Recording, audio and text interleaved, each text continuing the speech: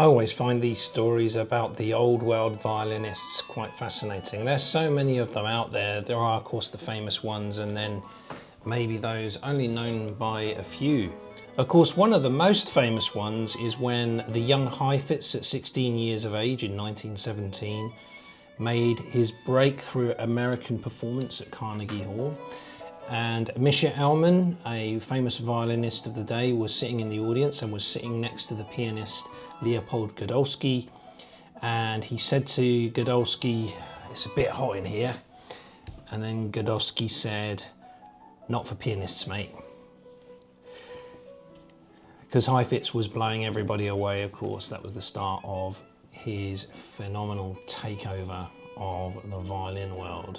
Here in this video, I want to relate a story about the great violin virtuoso Ruggiero Ricci. Ricci is my personal favourite player when it comes to Paganini. I just feel that he's got that slightly rough edge. The way that he plays the Paganini Caprice No. 5 with the correct bowing according to the composer's instructions. The fact that he uses a Guarneris del Gesù as his preferred instrument, which is a slightly more powerful sound than a Strad, maybe a slightly less aristocratic sound, more of a boxer, but the Strad is more of a gentleman. And so for all these various different reasons, I just like the way that Ricci plays Paganini. So he is my favourite when it comes to Paganini. Of course, being Italian-American maybe gives him the edge as well, his Italian ancestry. So this story, I've tried many times to find it on the web in order to be able to confirm it with a reference like a Strad article or an article in Strings magazine or something else like that. Unfortunately, it's one of those that I can't find the evidence for online. However, I do believe it's a genuine story because I heard it from a reliable source. I'll just explain why I'm saying that. My teacher, Ronaldo de Lima, attended several of Ricci's masterclasses held in Dartington, which Ricci liked to do when he was over here in the UK from America. I believe that Ron must have attended at least 3 of Ricci's masterclasses and perhaps more. And because he was excellent at sight reading, Ricci often, when they were performing maybe chamber or orchestral type pieces, would put him as lead violin. So it's Ron who told me this story. I can't remember whether he told me that he read it in an old Strad or that he heard this story firsthand from Ricci. I suspect that it's the latter. I suspect he was sitting down with Ricci at lunch at Dartington or at a coffee break or whatever. And then Ricci told him the story, or maybe Ricci related the story to the entire class. I don't know. If you know about this story, let me know. Anyhow, here's what is said to have happened. Personally, I find this to be one of those fascinating, amazing violinist stories. So Ricci was traveling deep into the Eastern Bloc. Can't remember what country it was. Was it Romania? Was it Russia? I don't know. But he'd been given a pass to go behind the Iron Curtain and perform in one of the Eastern Bloc countries. Of course, some of their musicians like David Oistrakh and Leonid Kogan came the other way and performed in the West as well, especially after things eased up in the Soviet Union after the Stalin era. So in this case, Ricci was traveling into the Eastern Bloc. He must have taken a flight and he was completing the final leg of the journey by car. There were snowdrifts everywhere. There'd been a lot of snow. And apparently on the way to the concert hall, the chauffeur that was driving Ricci there, his car slid and he bumped into a guy who was riding a bike and the guy got knocked off his bike. No real bad injuries or anything like that, but obviously they had to stop to make sure that this guy was okay. And then they were able to resume their journey and they made it to the concert hall. By this time, Ricci was quite delayed. So what had happened is the symphony had already started with a symphony piece, maybe Beethoven, Tchaikovsky, whatever. They had to start before Ricci arrived because obviously the crowd would have started to get restless. But then Ricci arrives and he comes in to give his concerto performance and checks with the conductor, so we're doing such and such a concerto, right? To which the conductor replies, oh, no, no, no, that's not the one we rehearsed. We rehearsed this violin concerto, which apparently Ricci had not played or even practiced in many years, maybe 3, 4, 5 years since he touched that piece. So he's in this concert hall deep in the thick of winter. He's just had this accident on the way there that's left him feeling a bit stressed out and distracted. Plus his hands are cold because the concert venue is not particularly well heated. So he picks up his violin and, of course, they're playing a piece that Ricci hasn't practiced in recent times. So he picks up his violin and proceeds to rattle off the concerto, note perfect, committed to memory, and despite all that pressure, he's still able to give a bravura performance, a faultless, flawless performance. So that just shows you how fantastic and how great these guys were. People like Ricci, Milstein, Heifetz, that they had committed to memory hundreds of pages of musical notes, hundreds of works committed to memory, and honed them and practiced them so well that they could even afford to not play the piece for a while and still be able to recall it completely and perform it. Perhaps Ricci was here illustrating the importance of practicing at 110% so that when you come to perform you give 100% quality. So as I said, Ruggiero Ricci is one of my personal favourite violinists, especially when it comes to Paganini. I also really like his Spanish works and even his Bach, which is remarkably clean and well executed. I've got this book by Ricci on the left-hand technique. I've yet to really properly study this book, but it's an excellent book, and Ricci obviously putting a lot of emphasis on the left hand. Also, let's have a quick look at what Henry Roth says about Ruggiero Ricci.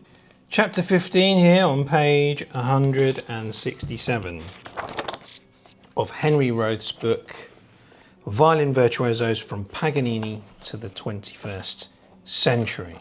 Roth says that Jan Kubelik was dubbed the heir to Paganini, but later, in our own time during a career that has spanned more than 6 decades, Ruggiero Ricci has been called the reincarnation of Paganini. I guess Roth was writing in the 90s. Ricci was born in 1918, I believe, and carried on performing well into his 90s. Which was perhaps not a wise move. Heifetz knew when to stop. He stopped when he was still at the pinnacle of his technique in his 70s. Ricci carried on. It was perhaps a mistake, but still, I'm sure it would have been amazing. I never got the chance, but to go to a Ruggiero Ricci concert when he was like 90 something and hear him still play, albeit not his best self, but still would be incredible just to see and hear that. There was a story when Ricci was performing, I think at the festival hall, and it was on a particularly hot day and some doors had been opened somehow or something. Maybe it wasn't the festival hall, maybe it was the Queen Anne or a hall nearby there, and apparently a skateboarder skated right in onto the stage by mistake where Ricci was performing, and unfazed he just carried on playing, and the skateboarder realised his mistake and got out. That was another story related to me by Ronaldo de Lima, my teacher. When one compares the accurate but rather stodgy, tonally drab playing of Kubelik's Paganini recordings and live concerts with the explosive character of Ricci's Paganini, it is clear that the Ricci musical muse and often astounding technical facility are far closer to descriptions of the spectacular playing ascribed to the legendary Genoese necromancer than are those of the air. He has a way of stringing words together, this guy. Ricci performed the caprices on Paganini's violin, the Il Canone del Gesù, which I had the privilege to go and see in Genoa last year in 2024. Not all of Ricci's Paganini caprices of the same quality. I think probably the best is his earliest recording. He's done several. There's a caption under the picture here, Ruggiero Ricci, a spectacular swashbuckler of the fingerboard, whose repertoire and recording roster are remarkable in size and scope. Yes, indeed.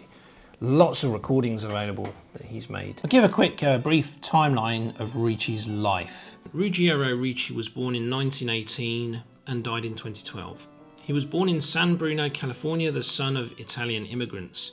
His brother was cellist George Ricci, who lived from 1923 to 2010. Apparently his father was a miner working in Colorado and also an amateur trombone player. His father first taught him to play the violin. Then at age 7, Ricci studied with Louis Persinger and Elizabeth Lackey. Persinger would become his piano accompanist for many recitals and recordings. Ricci gave his first public performance in 1928 at the age of 10 in San Francisco, where he played works by Wieniawski and Vieuxtemps. Around age 11, he gave his debut at Carnegie Hall.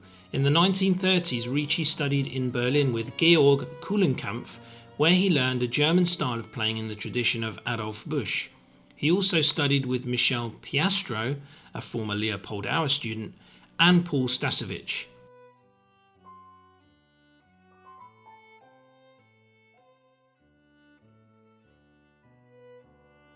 He served in the US Army from 1942 until 1945, where he was an entertainment specialist, similar to Heifetz.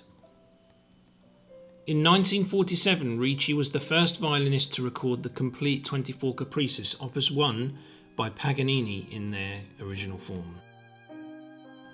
After his time in the military, he uncovered many pieces by 19th century composers that he would perform solo. He also performed the world premieres of pieces by many contemporary composers, including the violin concertos by Gottfried von Eilem, Carlos Vierhoff, and Alberto Ginastera.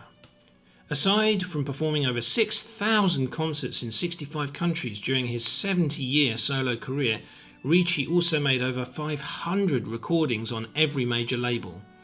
He taught violin at Indiana University, the Juilliard School, and the University of Michigan. He also taught at the University Mozarteum in Salzburg, Austria. Ricci held masterclasses in the United States and Europe. He wrote Left-Hand Technique, a pedagogical volume for violin published by G. Schirmer. Ricci owned many precious instruments, including the Guarneri del Gesù violin known as the ex-Bronislav Huberman of 1734,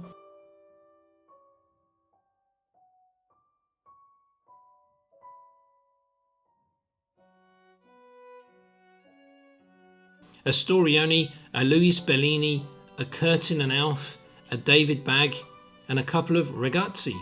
He played on September the 18th, 1997, his fourth recording of the Paganini Caprices on Paganini's own Guarneri Il Canoni, on loan to him by the city of Genoa, Italy. Ricci died of heart failure in August 2012 at his home in Palm Springs, California, aged 94. It's perhaps a Paganini piece where Heifetz has the edge. Of course, Heifetz didn't record much Paganini, just a few caprices, and early on, when he was a young man, the Moto Perpetuo, which is my personal favourite recording of that. I did hear rumours that Heifetz had recorded a Paganini No. 1, but that seems to be lost. Whether that will surface one day, who knows? It would be fantastic if it did. But here's what Roth says about the Moto Perpetuo. Any Ricci recording roundup would be heresy without mention of his Paganini Moto Perpetuo, as fast as Heifetz, though not quite as dead centre in intonation. Interesting. The intonation of Heifetz one, absolutely perfect. And the absolutely electrifying E Palpiti in the finger-twisting Chrysler transcription, a Paganini recital, Persinger on the piano, London Records. Ricci is a delightful personality who fairly lives and breathes the violin. He's still alive when this was being written, of course. The multi-married virtuoso has 5 children, 2 sons and 3 daughters. He has taught at the Juilliard School, Indiana University, the University of Michigan, and at time of writing was a professor at the Mozarteum in Salzburg. Perhaps he could speak German then. Even at 77 at the time of writing. He enjoys an active international concert career and is highly sought after as a juror for major international competitions. His art has ever been bounteous in instrumental, daring-do and adventurous repertoire, and his championing and performances both of nearly forgotten 19th century bravura pieces and of major contemporary works, has constituted a significant contribution to our violin heritage. So there's a real good balance of different types of repertoire that Ricci has recorded, which is fascinating. There is another story about Ricci. Again, he is one of those who I think suffered from professional jealousy of Heifetz. They all like to think that they were the greatest, didn't they? Except Heifetz was the greatest, as Perlman will tell you, as Oistrakh will tell you. But apparently Ricci had been invited round to Heifetz's house, and Heifetz served him a shot of whiskey, and Ricci said that, he related this story to Ron, perhaps at the masterclass in Dartington, that Heifetz gave him a very stingy little portion, a very stingy little measure of whiskey. Both Ron and I actually find this story hard to believe. We just think Ricci's having a bit of a dig, just like Camperley used to when he said that Heifetz's heart was mechanical. Professional jealousy. So I'm gonna make that subject of a future video. The question, was Heifetz mean? And I'm gonna completely debunk that in that video when I make it. But let's finish this video by saying what a fantastic player Ricci was, how privileged we are to have his recordings. He's definitely in my top 5 favourite violinists of all time. One of these days I'm going to have to come up with who my top 5 and top 10 really are. Of course, Heifetz is number 1. Ricci is up there, Perlman is up there. Grumio, Milstein, Aaron Rosan. If that's where it becomes difficult, David Oistrakh, it becomes difficult then who do you put in what position? It's very easy with Heifetz, of course, he's at the first. Maybe Ricci might actually be in my top 3, thinking about it. Ciao for now.